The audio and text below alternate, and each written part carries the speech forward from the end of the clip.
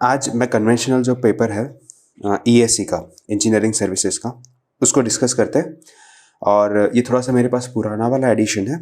आप थोड़ा सा, अगर आपके पास नया है तो आप नए एडिशन से देख सकते हैं। बहुत ज़्यादा फर्क नहीं होगा, कुछ क्वेश्चंस ऐड हो गए होंगे।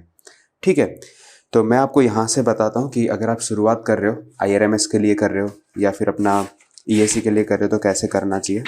ठीक है, as you can see here while preparing मैंने कुछ चीज़ें लिखी हुई थी। ओके, तो अब आते हैं, पहले कुछ इंपॉर्टेंट चीज़ें मैं आपको बता देता हूँ जो आपको डेफिनेटली हेल्प करेगी।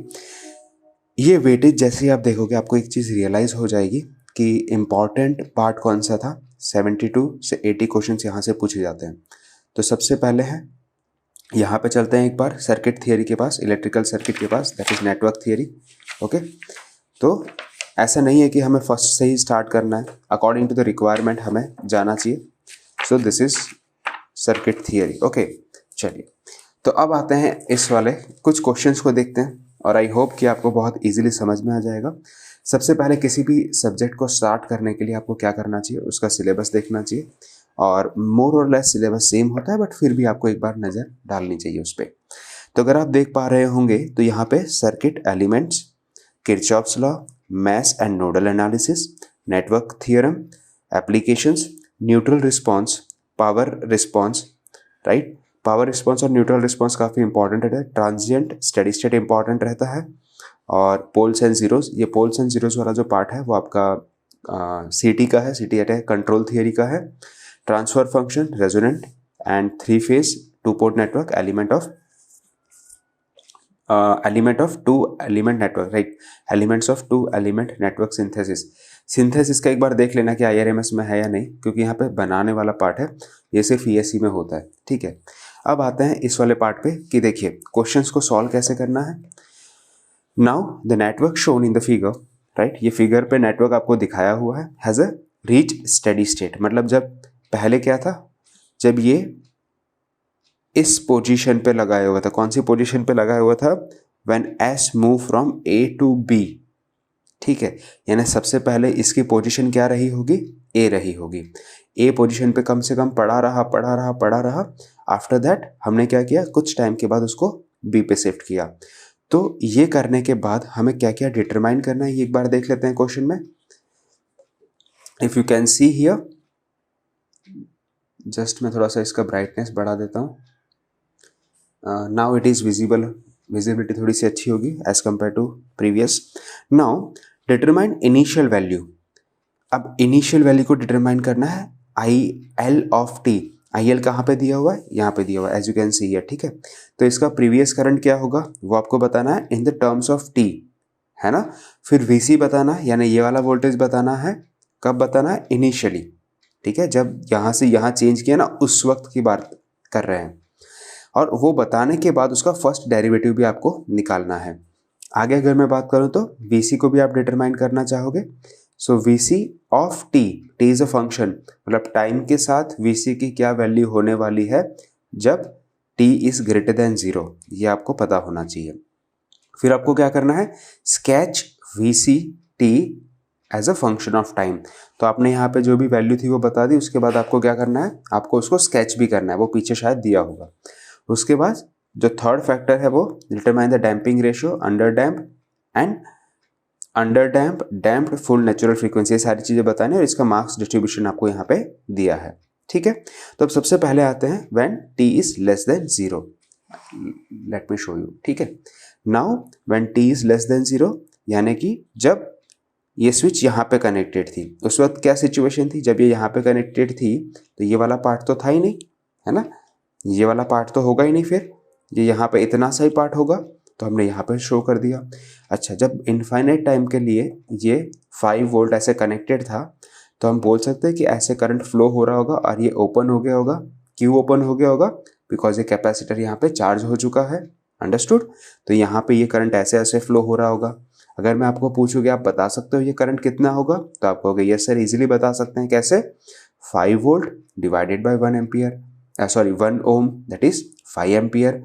तो ये करंट आप इजीली बता सकते हो, इजी है। तो वैसे ही यहाँ पे इजीली सबसे पहले हमने क्या किया, करंट बता दिया कि IL 0 माइनस पे क्या था, तो 5 एम्पियर करंट फ्लो हो रहा था। क्या आप बता सकते हो यहाँ पे कितना वोल्टेज होगा?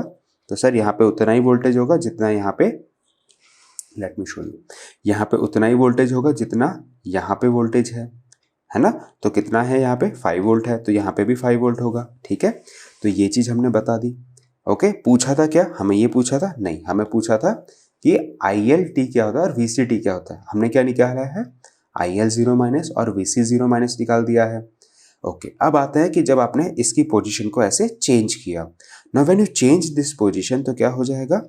इसका कनेक्शन इसके साथ हो गया और ये वाला पिक्चर से निकल के जाएगा, तो आप 10 वोल्ट के साथ कनेक्टेड हो जाएगा ये। उसी के साथ साथ आपको क्या ध्यान रखना है कि ये जो 5 एम्पियर है ना सर, वो कहाँ से आ गया? ठीक है, ये वाला पार्ट कहाँ से आया? तो ये 5 एम्पियर कौन सा है? ये वाला है ना? IL0 minus is equals to 5 ampere. क्यों? बिकॉज जो करंट होता है इंडक्टर में वो डायरेक्टली चेंज नहीं होता, तुरंत, मतलब इंस्टेंटेनियसली चेंज नहीं होता है ना? तो उसको तो चेंज होने के लिए टाइम लगता है, तो वो इंस्टेंटेनियस करंट को, इंस्टेंटेनियस चेंज ऑफ करंट को अपोज करता है इंडक्टर। तो यहाँ पे इसके जगह पे हमने क्या लिख दिया? 5 एम्पियर लिख दिया। ठीक है, ओके। फिर जैसे यहाँ पे वोल्टेज चेंज एकदम से नहीं होता है, ये उसको अपोज करता है, कौन? कैपेसिटर। तो उसकी जगह पे हमने क्या लिख दिया? 5 वोल्ट कैपेसिटर लिख दिया। ओके, अब यहाँ पे जब यहाँ पे करंट जा ही रहा था, तो वो करंट यहाँ से नहीं, थोड़ा यहाँ से जाएगा, थोड़ा यहाँ से जाएगा, ऐसा कह सकते हैं, है ना? दिमाग में यही आइडिया आता है कि सर थोड़ा इधर से जाएगा, थोड़ा उधर से जाएगा। ओके, बट जैसे ही आप t = 0 प्लस पे सर्किट बनाओगे तो कुछ ऐसी बनेगी। आप बोलोगे कि सर ये वाला पार्ट कैसे आ गया? तो देखते हैं, अभी उसको समझते हैं। देखिए, अब वो वाले पार्ट को समझने के लिए सबसे पहले आपको क्या करना पड़ेगा कि सर IL0 प्लस और IL0 माइनस, है ना, दोनों सेम रहता है, और VC0 प्लस और VC0 माइनस सेम रहता है। ये सभी के लिए, इस सर्किट के लिए नहीं, सभी सर्किट के लिए, क्योंकि voltage across capacitor instantaneously change नहीं होता और current across inductor instantaneously change नहीं होता है। ठीक है, तो कैन नॉट चेंज इंस्टेंटेनियसली, यहाँ पे लिखा है ना, तो ये एक रीजन है। अब आते हैं कि from the circuit the voltage across the inductor. अब हमारी इच्छा क्या होगी कि सर यहाँ पे तो इंडक्टर था, इंडक्टर में से कुछ करंट फ्लो हो रहा था, तो क्या आप बता सकते हो कि वोल्टेज कितना होगा उस इंडक्टर के अक्रॉस में, है ना? ओके, तो वोल्टेज बताने के लिए हमें फॉर्मूला पता है, L di/dt। V is equals to L di/dt बोलते हैं ना, चेंज ऑफ करंट, जिस हिसाब से करंट चेंज होगा उस हिसाब से इसके अक्रॉस में वोल्टेज होगा। तो इसीलिए उस चीज को बताने के लिए यहाँ पे हमने L di/dt लिखा। तो आप बोलोगे कि सर सबसे पहले क्या हुआ था ना कि पहले यहाँ पे, अच्छा, चेंज कितना वोल्टेज होगा वो भी आपको बताना है। तो यहाँ पे इस पॉइंट पे, इन दो पॉइंट पे, यहाँ पे पॉजिटिव 10 वोल्ट है, यहाँ पे 5 वोल्ट है, तो उन दोनों का जितना डिफरेंस होगा वही वोल्टेज यहाँ पे होगा। तो आपने बोल दिया कि L dL/dt is equals to 5 volt, और सिंप्लीफाई, राइट। अब हमने क्या कर दिया?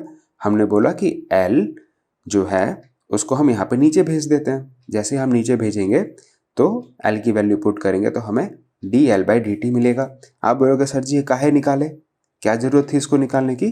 क्योंकि ये क्वेश्चन में पूछा है कि आपको सबसे पहले उसका फर्स्ट डेरिवेटिव निकालना है जब वो स्विच बी पे होगा।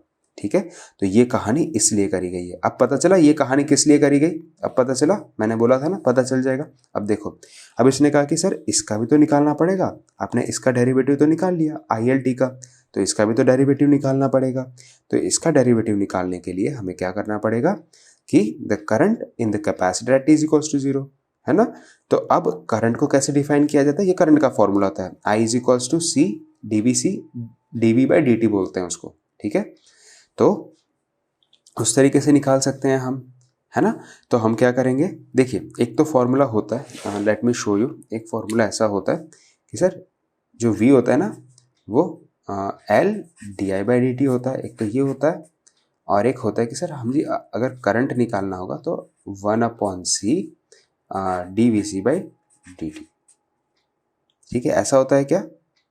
नहीं, ऐसा नहीं होता है। ठीक है, ऐसा नहीं होता है, ये कंफ्यूज नहीं होना, कोई एक याद रखो। ठीक है, ये मैं कैपेसिटर का बताने गया, इंडक्टर का बताने गया, सब कुछ कंफ्यूजन हो गया। तो मैं सिंपली एक तरीका बताता हूँ याद रखने का कि देखिए, जब आप इंडक्टर की बात कर रहे हो, L की बात कर रहे हो ना, तो उसका जो वोल्टेज है वो हो जाता है L di/dt और E = L di/dt। और उसी का करंट याद रखो कि सर करंट निकालना होगा ना तो हमें क्या करना पड़ेगा, 1/L करना पड़ेगा, यानी उसको इधर भेजना पड़ेगा और इस V को इंटीग्रेट कर देना पड़ेगा। समझ में आया? अच्छा, अब कैपेसिटर के लिए क्या होगा, तो ये हो जाएगा आपका, इसके लिए देखिए ये हो जाएगा आपका, कैपेसिटर के बाद में देखना 1/V लिख देंगे इंस्टेड ऑफ I, 1/C, और यहाँ पे ऐसा लिख देंगे। बट यहाँ पे क्या निकालना है हमें, ये निकालना है क्या? नहीं, हमें तो इसका डेरिवेटिव निकालना है। ठीक है, तो फिर आप देखना कंपेयर कर पाना इसको। Let me take another colour so that you can easily compare, है ना। इसको याद रखोगे, ये आपने आप लिख पाओगे, ये और इसको कंपेयर करो। सिर्फ क्या किया है मैंने, आई के जगह पे वी लिखा है, एल के जगह पे सी लिखा है, और यहाँ पे वी की जगह आई लिख दिया। समझ में आई बात? वैसे जब मैं यहाँ पे सी लिख दूंगा, यहाँ पे आई लिख दूंगा, यहाँ पे सी लिख दूंगा और यहाँ पे वी लिख दूंगा, इसका फॉर्मूला बन जाएगा। समझ में आई बात? ठीक है, तो वही कहानी है। देखो मैंने बोला था ना, यहाँ पे सी लिख दूंगा, यहाँ पे वी लिख दूंगा, तो मेरा काम हो जाएगा। समझ पा रहे हो आप लोग, है ना। तो उसको जब हमने निकाला कि भाई यहाँ पे वोल्टेज क्या होगा, कैपेसिटर के अक्रॉस में करंट क्या होगा, current across capacitor end voltage across inductor. ठीक है, ओके। नाउ उसको निकालने के लिए क्या करेंगे, तो बोला कि देखिए चेंज होता है ना, जो करंट एकदम से चेंज होता है ना, वो यहाँ पे एक्सेप्ट नहीं कर पाता चेंज, है ना। आपको कि नहीं, वो तो इंडक्टर की प्रॉपर्टी है, सडन चेंज इंडक्टर नहीं कर पाता है। तो उसका रीज़न क्या है कि current eight capacitor eight t = 0, यानी जैसे ही आपने इस पोजीशन को यहाँ से यहाँ कनेक्ट किया ना, तो यहाँ से तो 5 एम्पियर जा ही रहा था, तो वो तो इधर जाना चाहिए था, आपको ऐसे लग रहा है ना, इधर चला जाता, पर वो चला गया इधर, और इधर जाके यहाँ पे जो करंट जाएगा, यहाँ पे जो करंट जाएगा वो 0 जाएगा। ठीक है, ओके। आप बोलोगे वोल्ट पर सेकेंड इसकी यूनिट हो जाएगी। ठीक है, यहाँ तक क्लियर है। अब आपको क्या करना है, सेकेंड पार्ट पे आना है। ठीक है, determine Vc of t for t greater than 0, sketch Vc as a function of time. Okay, यहाँ तक समझ में आ गया होगा, कुछ भी डाउट नहीं है। सबसे पहले हमने इसको कैलकुलेट किया, IL ऑफ t निकाल लिया, माइनस में निकाला, फिर उसका पॉजिटिव सेम निकाला, उसके बाद उसका डेरिवेटिव निकाला। समझ में आ गई बात? अब आते हैं इस वाले पार्ट पे। ओके, सो इनिशियल वैल्यू बोल दिया है ना, इसलिए हमने प्लस निकाला है, ये इनिशियल वैल्यू यहीं पे हमने इसको आंसर कर दिया है। नाउ आते हैं इस पे, drawing the circuit in the Laplace domain. अच्छा, क्यों जरूरत पड़ी लाप्लास डोमेन की, पहले इसको पढ़ते हैं। Determine Vc of t। ठीक है, उससे पहले हमने डिटरमाइन किया तो था, फिर से क्यों करवा रहे हो? तो मैं कहूँगा कि ये इनिशियल वैल्यू के लिए था, ये t ग्रेटर देन 0 के लिए है। उसके बाद उसको as a function of t उसको स्केच भी करना है। तो सबसे पहले थोड़ा सा सिंपल बनाने के लिए और टी में कैलकुलेट करने के लिए, है ना, टी में कैलकुलेट करने के लिए हम क्या करेंगे, इसको लाप्लास में करेंगे। तो लाप्लास आपको आना चाहिए उसके लिए, है ना। तो देखिए क्या होगा, सिंपल सी बात है, इसका जब आप लाप्लास करोगे तो ऐसा आ जाता है, और यहाँ पे जो वोल्टेज था, ठीक है, वो आप इस तरीके से रिप्रेजेंट करते हो। दिस इज द रिप्रेजेंटेशन, वो आपको डायरेक्टली याद ही रखना पड़ेगा, है ना, कि देखो अगर यहाँ पे 10 है तो 10 का अगर मैं लाप्लास करूँगा तो 10/s आएगा, वो डायरेक्टली रिप्रेजेंट सीखना पड़ेगा आपको। इंडक्टर है तो इंडक्टर के बाजू में s लिखेंगे और यहाँ पे जो भी वैल्यू है वो लिखना पड़ेगा। ठीक है, सिमिलरली अगर कैपेसिटर है तो वहाँ पे 1/s लिखना है, और जो भी यहाँ पे वैल्यू थी 5 वोल्ट वैल्यू थी तो वो 5/s लिख देना है। समझ में आई बात, है ना। तो आपको कहोगे सर ये 5 कैसे आया, ये वाला 5 कैसे आया, तो मैं कहूँगा कि ये वाला 5 आपका इधर से आया है। समझ में आई बात? ओके, तो ये आपने बना लिया, एंड Vc ऑफ s, अब ये पूरा। अब सिंपल सॉल्व करना है किससे, नोडल एनालिसिस से, है ना। नोडल एनालिसिस सबको आता होगा, है ना। नोड यानी इस नोड पे कितना करंट आता है, वही सारी कहानी है। तो 10/s प्लस, क्योंकि ये पॉजिटिव है नेगेटिव है, सो नेगेटिव से पॉजिटिव ऐसे जा रहे हैं, और पॉजिटिव से नेगेटिव ये अपोजिट है। तो क्या हो जाएगा, इस तरीके से क्या करेंगे, हम इसको ऐड कर देंगे। सो 10/s + 5 माइनस Vc। आप बोलोगे सर Vc कहाँ से है, तो ये जो वोल्टेज है ना वही Vc है, और वही वोल्टेज आपका इधर भी देखने को मिलेगा। समझ में आई बात, एंड डिवाइडेड बाय s कर दोगे। Now when you simplify this which is equals to what. अच्छा, ये आपने नोडल एनालिसिस यहाँ पे लगाया ना इस पार्ट में, तो इस पार्ट में भी तो लगाना पड़ेगा, है ना, इस वाले पार्ट में भी लगाना पड़ेगा। यहाँ से करंट निकाला आपने, जैसे नोडल एनालिसिस के हिसाब से करंट इधर इतना आ रहा है।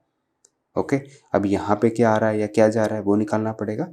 तो Vc में से अगर ये वाला वोल्टेज आप सब्ट्रैक्ट कर देंगे तो Vc of s minus 5/s upon division में ये वाला पार्ट, ठीक है। तो आप बोलोगे सर यहाँ ये वाला भी तो करंट निकालना पड़ेगा, है ना, कि अगर यहाँ से इतना आ रहा है, इधर इतना जा रहा है, तो इधर भी जा रहा होगा, तो डेफिनेटली VC/1 करेंगे तो इज इक्वल्स टू VC आ जाएगा। तो ये स्टेप पता चला कैसे आया, सिर्फ नोडल एनालिसिस लगाया, राइट। चलिए अब आते हैं इसके लगभग आखिरी पार्ट पे। थोड़ा सा बड़ा सा लेंदी सा क्वेश्चन है, इसलिए थोड़ा सा टाइम लग रहा है। अब उसको सिर्फ सिंप्लीफाई करना है। जब ऐसे ही आप यहाँ पे सिंप्लीफाई कर दोगे, राइट, तो जैसे ही सिंप्लीफिकेशन कंप्लीट करोगे आप यहाँ तक पहुँच जाओगे। यहाँ के बाद आधे लोग रुक जाएंगे क्योंकि उनको मैथ्स नहीं आता। तो यहाँ पे मैथ्स का रोल है, बस मैथ्स को 5 कॉमन लेके फिर इसको सिंप्लीफाई करके s+2 और ये इसके टर्म में आपको कैलकुलेट करना है, यानी a और b निकालना है। याद होगा आपको पार्शियल फ्रैक्शन नहीं कहते, पता नहीं उसका एक नाम मैं भूल गया हूँ, मुझे मेथड याद है कि यहाँ पे a लिखते हैं, यहाँ पे b ऑफ x लिखते हैं या फिर b लेते हैं, फिर यहाँ पे डिनोमिनेटर लेते हैं और इसको सॉल्व कर देते हैं। एक तरीका होता है, वो आपको होपफुली आता होगा, ठीक है। जब उसको सॉल्व करेंगे तो उसका थोड़ा सा रीअरेंजमेंट हमने कर दिया इस तरीके से, ओके। चलिए तो ये इंपॉर्टेंट है, यहाँ पे जाके काफ़ी लोग अटक जाते हैं, इसलिए मैं बार बार कह रहा हूँ कि इसको थोड़ा समझ लेना। और जैसे ही आप उसका इन्वर्स निकालेंगे, ये जो वैल्यू होगी लाप्लास इन्वर्स निकालेंगे ना, तो लाप्लास इन्वर्स उसका ये वाली कुछ वैल्यू आ जाएगी। इसको ऐसे ऐसे ऐसे करके रिप्रेजेंट कर दीजिएगा, जो यहाँ पे बी पार्ट में पूछा है। समझ में आई बात। अब लास्ट क्वेश्चन क्या है, damping ratio, damped and undamped natural frequency, यानी this is the last part of the question, okay. Now आते हैं कि यहाँ पे फ्रॉम द अबव इक्वेशन, ये सारे इक्वेशन से तो हमने डायरेक्टली निकाल लिया और उसको हमने स्टैंडर्ड जो सेकेंड ऑर्डर रहता है ना उसके साथ हमने कंपेयर कर लिया। जैसे ही कंपेयर किया तो हमें जीटा मिल जाएगा, zeta is a damping ratio, zeta फिर डैम्प फ्रीक्वेंसी निकालना है तो omega D is a damp frequency and omega N is natural frequency. तो बस कंपैरिजन कर करके आप सारी वैल्यू निकाल लोगे और जो वैल्यू कैलकुलेट करने वाली होगी वो आप इस फॉर्मूला से कैलकुलेट कर दोगे, ये वाला फॉर्मूला। समझ में आई बात, ठीक है। जैसे इस फॉर्मूला में पुट करोगे तो आपको ओमेगा मिल जाएगा, omega n that is natural frequency मिल जाएगी, आपको जीटा मिल जाएगा दैट इज डैम्पिंग रेशियो, और लास्ट में आपको क्या निकालना था, नेचुरल फ्रीक्वेंसी, डैम्प्ड फ्रीक्वेंसी यानी ओमेगा डी निकालना था। तो ओमेगा डी आपको यहाँ पे √3/2 मिल गया है, राइट। ओमेगा डी यहाँ से निकाला आपने, फिर ओमेगा एन आपने यहाँ पे निकाल लिया एंड लास्ट में आपका जीटा भी यहाँ पे आ गया। अंडरस्टूड। तो this is how you have to solve this question, ठीक है। Thank you so much. जय हिंद, वंदे मातरम।